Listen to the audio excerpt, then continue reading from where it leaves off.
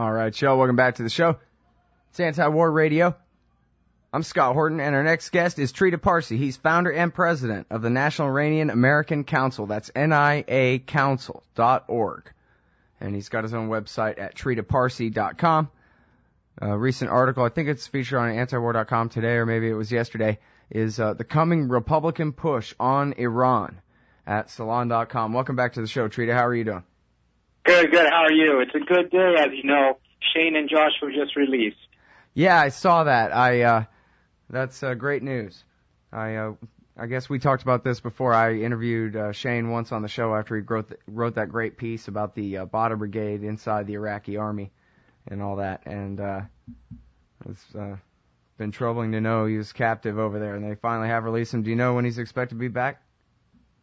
I think they have landed in Oman right now. They're going to stay there for a couple of days, recuperate, be with the families before they return to the U.S.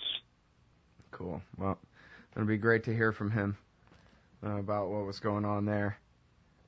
Great to know he's back here in America. Relative freedom compared to Iran, right? We're doing great compared to Iran. They got worse inflation than us. All right, well. So, now to this piece, and they got their own Republicans to deal with over there, I guess. It ain't paradise. The coming Republican push on Iran. Well, there's a couple of things here, and I'm sorry to start with the red herring, but I guess I got to. For some reason, this matters. The comment section of every Iran article would have it that, on the entire internet would have it that if you're an Iranian American and you are opposed to war with Iran, it's because you are a front man for the Ayatollah, or else why wouldn't you want the U.S. to come and liberate your people over there? So I'm sorry for such a stupid question to start, but what's your answer to that? Well, you addressed this issue before on your show, that you have this violent terrorist organization called the Mujahideen Khal, who are on the U.S.'s terrorist list because of the many Americans they've killed, because all of the ethnic cleansing that they did for Saddam Hussein back in the 1990s. They're out there and they're trying to create this false choice, saying that if you oppose bombing, then you have to be with the regime. Obviously, that's complete nonsense. The vast majority of the Iranian American community oppose any military confrontation, and they also oppose the regime in Iran. They wouldn't be in this country if they didn't. It's about finding smart solutions to complex problems. This is an organization whose only advantage is when there is complete mayhem and when there is a military confrontation. That's their only chance, in their own estimate, to be able to get any say in Iran's future. Well, and there are certainly interests in America, as we've talked about before. Some of the most powerful people think they're just great because they want to use them. In fact, I think it's since we've spoken, it was Think Progress, probably, had the video of General McInerney talking about how, yes, we want to use them as terrorists in Iran. Yeah, he was giving a speech. It was actually, I think, first covered by my organization. He was giving a speech at the National Press Club at an event in favor of the Mujahideen, and he made it very clear that if anything happens in the Iraq, if an American is killed in Iraq, then, something should blow up in Iran. And he was saying that in the context of why we need to take the Mujahideen off the terrorist list, which I think made it quite clear that this is about utilizing them for military purposes in order to either start a war or to continue this proxy war that goes on between the United States and Iran. It has nothing to do with getting rid of the regime or democracy or the poor folks who are now trapped in Camp Ashraf in Iraq. Right. Yeah, and you're right. It was your website where I first saw that. Sorry about that. Yeah, incredible. All right, well, now, so let's talk about the case against Iran. I guess the major pillars are that they're building nukes, and even though there's no proof, everybody knows it anyway, so something's got to be done at some point, I guess, although I don't know about the immediacy of the threat as we're supposed to believe in it at this point. And then, of course, the never-ending tales about their bombs being responsible for all the violence in Iraq, that kind of thing. But it seems like it would take something new to really get a war started, no? I think it's important to keep in mind that this is not necessarily about actually starting a war right now. As I described in the article, for purely political reasons, I believe that the Republican candidates at the end, and this is the Republicans except Ron Paul, of course, would have several different incentives to try to make Iran a major issue in the elections, perhaps the main foreign policy issue. One of it is because, at the end of the day, the Republicans tend to be quite divided on a lot of different foreign policy issues. They were divided about how to handle the Arab Spring. They were divided on how to handle Libya. Iran, however, tends to unite them. Their strategy is just essentially to continuously and indefinitely escalate. Furthermore, Iran is something that divides the Democrats. You have a lot of elements in the Democratic Party who tend to be closer to the Israeli view of how to deal with Iran than the Obama administration view. And of course, Iran is something that the Republicans believe they can use to show Obama as weak. His diplomacy, they will say, has failed. His sanctions are insufficient, so there's only one option left, and that's military action, but he's not strong enough to order it. So it's not necessarily about pushing him to do it, it's to use it to describe him and portray him as being so weak that he can't do it, and as a result, use that as to their advantage in the elections. Yeah. Well, and I'm sorry, because I was skipping ahead to my own, speculation about it, which is that his reaction to that is to prove he's a tough guy after all. That's what a Democratic president has to do. I mean, and, the threat of war over there has remained this whole time. I don't know why he wouldn't escalate into Iran at this point. From Obama's perspective, I think one thing I'm a little bit concerned about is that instead of actually being able to have an intelligent conversation about how to handle Iran and the problems we have with Iran, we'll immediately run into this rather silly conversation in which the metric for success is who can be most extreme and who can be most hawkish on this issue. And if he enters into that arena, then there's no way he's going to win, because however hawkish he may present himself or however hawkish he may be, there's always going to be a Republican that can out-hawk him. So it's a losing proposition, but it's nevertheless what I think seems to be taking place right now. Mm. Well, and yeah, we've seen that exact dynamic in the case of Palestine this week. But and of course, this really goes par for the course about as far as believing in any good intention on Obama's part on so many different occasions. If he had only taken the right stand against the Republicans instead of bowing to their pressure, he could have whooped them. I mean, he's got the bully pulpit of the presidency up there, and he could have beat them on so many of these issues, from the Patriot Act to Guantanamo Bay to aggressive stance against Iran. I mean, if we left it to the Senate and the House right now, we'd already be at war with them, I think, right? I think there has been a tendency, and I obviously follow the Middle East and Iran closer than I follow other issues, but I think there has been a tendency to give up a little bit easily on these issues. And, for instance, in the case of diplomacy with Iran, the main problems that he faced was the problems that was caused by the internal infighting inside of Iran, in which the Iranians were not really ready to negotiate in October. But 6-7 months later, they were ready to sign a deal. In fact, they signed a deal. But then Obama wasn't ready because he had entered into the sanctions phase, and he didn't have the strength to go back to diplomacy and say, look, at the end of the day, resolving the issue will not come about by us imposing another set of sanctions. It will come about by us actually getting an agreement with the Iranians to be able to curtail their nuclear program, add transparency, etc. Yeah, well, and, he took advantage of the whole trumped-up controversy about the COM facility. In order to say, see, they're cheating, and when he only had a couple months left on his own imposed deadline at the end of 2009 for them to agree to his deal. And then I guess we can talk about the difference between the version they wanted and his at the other end of this break, but doesn't sound to me like there was much daylight between them at all, actually. It's Trita Parsi from the National Iranian American Council. We'll be right back. All right, y'all, welcome back to the show. It's Anti-War Radio. I'm Scott Horton, and I'm talking with Trita Parsi. He wrote this article at Salon.com, The Coming Republican Push on Iran. And I hope what you say is right there, Trita, that, this is a great talking point for them, but nobody's really serious about having a war. But, I wonder... No, that's not what I'm saying. I'm just saying that it's important to differentiate when they're pushing for this for political reasons and when they're pushing for it actually to get a war. Right now, I think they will be pushing for it primarily for political reasons. And at some point, I fear they will push for it precisely because they want a war. Yeah, the War Party certainly never sleeps there in D.C. It's just, I guess a few websites and magazines and newspaper editorial boards that, still to this day contain the echo chamber of neoconservative consensus on this issue. And it's all about laying the groundwork now, I guess, to make it seem like anybody but the Israel lobby and the Air Force want this thing. Yeah, they've had a relatively easy time, I would say, in the last year and a half. There's only been bad news coming out of Iran. It's been easy for them to push. There hasn't been much of a resistance. But I think it's still kind of interesting when you take a look at the poll numbers, in spite of the push that they've had, in spite of the lack of real pushback, systematic pushback, they've really been utterly unsuccessful in convincing the American people that this is the right way to go.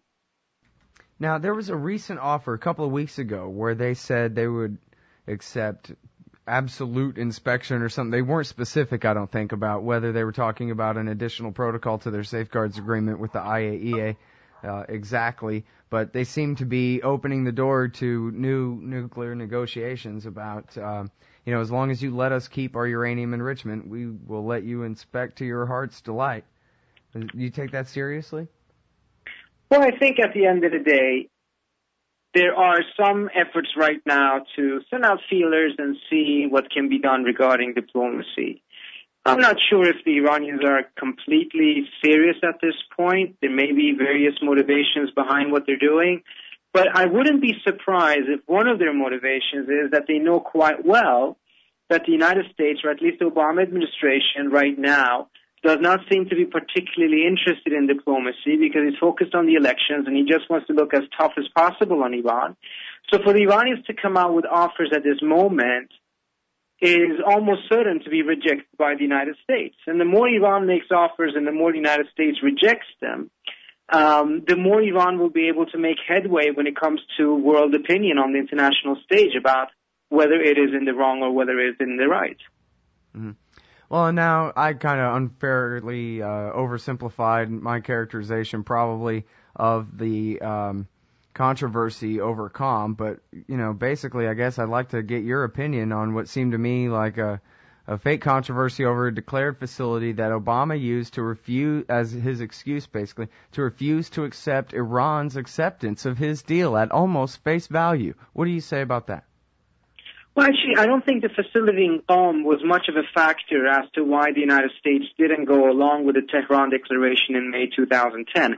In fact, in my forthcoming book, Scott, A Single Roll of the Dice, the Obama administration's diplomacy with Iran, which will be out in January of next year, I do describe in detail what happened prior to the talks in October 2009, and also why the United States unfortunately rejected a deal that had been signed in May 2010. Qom was more of a nuisance than a key factor in any of these things, I would say. Yeah, I guess I was only referring to the smokescreen. It seemed like Obama didn't want to accept their more or less acceptance of his offer. I mean, the way I understand, the only real controversy was whether they were going to give up their 3% uranium or 4% if you round it up, to be generous to the War Party, whether they were going to export that uranium to the Russians to be enriched and then sent to the French to be fuel rods and then sent back to them, or whether they would swap their 4% for the finished fuel rods with the French at the same time, rather than giving up all their uranium and having to risk the French saying, well, we're just not going to give it back to you, basically. So, in other words, they were ready to accept the deal with a pretty obvious and fair difference if you believe in the motives of the Democrats at the time, right? No? In fact, they were not just ready to accept the deal, they accepted the deal. They signed an agreement with the Turks and the Brazilians. Now, some facts on the ground obviously had changed because now Iran had more 20% uranium. It had started 20% enrichment. They had a larger stockpile of low-enriched uranium. But nevertheless, this was supposed to be a confidence-building measure. It wasn't supposed to be the end deal. It was just supposed to be something that opened the way for further negotiations. The reason why the United States essentially did not accept this at the end of the day was because we had now embarked on the sanctions track. We couldn't muster a return to diplomacy. Obama was under pressure from Israel and from Congress to get sanctions. Otherwise, they would impose unilateral sanctions. And I think the administration chose between sanctions and an actual solution. They chose sanctions, and I think it's partly due to their weakness politically. Well, and I guess, not to get too lost in the details here, but I guess, as far as I can tell, the only point of confusion is I was talking about Obama's refusal to accept their offer. I'm thinking the fall of 2009, and then when the Turks and the Brazilians came up with their separate offer, that wasn't until 2010, right? Yeah, but in 2009, the Iranians really didn't have much in offer. There were some counter-offers in the negotiations. The Iranians wanted to do the fuel swap, but in batches, and they wanted to have greater guarantees that they would be able to have guarantee that they would get their end of the bargain. But and that was why I brought up Calm, because it was at that point that they said, oh, but look at Calm as the example of you just can't trust these people or deal with them, and the time's running out on the deadline of 2009 before new sanctions kick in, at the end of 2009. Yeah, but I think, to be frank with you, I think the real problem at that point was inside of Iran. I think there were some problems on this end that, we had this artificial deadline that the administration had accepted that we put pressure on ourselves to end the negotiations sooner than we had to. But there's also a genuine concern about whether the Iranians were in a position to be able to make up their mind, because they were under such tremendous internal political division. So it wasn't clear whether they ever would be able to, under those circumstances, put their signature on anything. Yeah, they certainly did have all their own problems. And what exactly do you think now? Because I think, there's been some revisionist history of that time about which side, the Ayatollah or the president over there, were pushing harder for the deal. That was something that you had written about in the past. Well, I think it's actually become quite clear by now, and I think this is actually a view held within the U.S. government as well, that Ahmadinejad did lead the faction that favored the deal more than others. Eventually, however, Khamenei decided to go against the deal because of a lot of protests within Iran. And, much of these protests, I think, were perhaps motivated by a perception of injustices within the deal. They were not fully comfortable with some of the details. But I think most of it was simply political. Opponents of Ahmadinejad didn't want him to get a victory. And I think, mindful of what Ahmadinejad had done just a couple of months earlier, I don't think that's very surprising. Mm-hmm. Well, no, there's very little opposition, certainly not organized opposition on this issue. I mean, we have the Race for Iran blog, and we have your National Iranian American Council there. But Gordon Prather's retired, and not too many people. Seymour Hersh is still churning out articles on the issue. That's good. But it seems like there's not much of a voice. You mentioned Ron Paul as an aside there, talking about the Republicans. There's not too many other people who are willing to say, actually, your case against Iran is a little bit thin. Let's talk about their nuclear program with some detail here. It's inspected, and it's electricity grade, not weapons grade uranium, et cetera, like that. Otherwise, pretty much the war party has their run. You can tune in Fox News on a daily basis and hear them talk about the Bushehr light water reactor as a nuclear weapons threat to the homeland, and the narrative just simply continues. There is no up next Trita Parsi to explain why that ain't exactly right, Well, I think that's going to change in the next couple of months. I think the elements who really view this as a very dangerous development are starting to organize much better than they have been in the last couple of months. Oh, that's good news. Tell us more about that, or can you? I think you'll get to see it soon. Let me put it that way. Well, good. Because, I don't have any special love for this government over there or anything like that. It's just another land with some people on it, just like everywhere else to me. But it seems like the lies against them have been so consistent for so long, and they're so easy to disprove mostly that, it's a fun issue it's an important issue and a good one to tackle, I think. So thanks for, chipping in. Appreciate it. Thank you. Thank you, Scott. All right, everybody, it's Trita Parsi from the National Iranian American Council, NIACouncil.org.